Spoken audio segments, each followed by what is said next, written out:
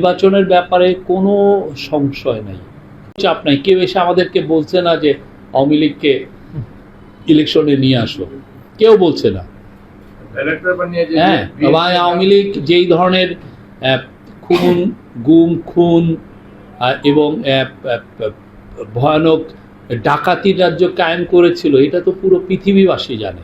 এটা তো শুধুমাত্র আপনি ব্রাহ্মণবাড়িয়াতে জানছেন তা তো না, আমি ঢাকায় জানছি তা না, পুরো পৃথিবী জানে। ফলে ওদের হয়ে কেউ এসে বলছে না যে ওদেরকে আপনারা একটু সুযোগ দেন।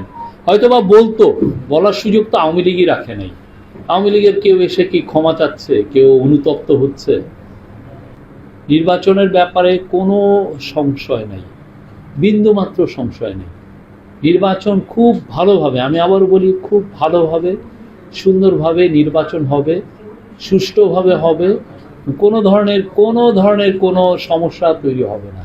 এটা ফ্রি হবে, ফেয়ার হবে, পিসফুল হবে, ক্রেডিবল হবে, ইনক্লুসিভ হবে এবং ফেস্টিভ হবে, মানে উৎসবমুখর হবে। আমি বলতে পারি যে আপনারা মানে এই যাবৎকালে যতগুলো ইলেকশন দেখেছেন, this will be one of the best.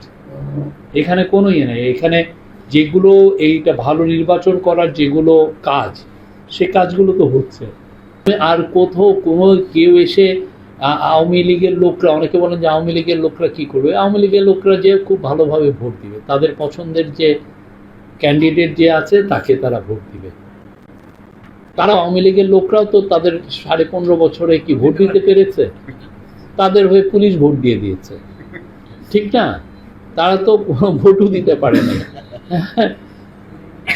তো এই জন্য আমি বলতে পারি খুব ভালো ইলেকশন হবে। এবং আমাদের যারা বিদেশি, আমাদের যারা বন্ধু আছেন, তারাও কিন্তু মুখিয়ে আছেন এই ইলেকশন নিয়ে। তারাও বলেছেন যে না, খুব ভালো ইলেকশন হবে। তারা কনফিডেন্ট যে এই গভর্নমেন্ট খুব ভালো একটা ইলেকশন করবে।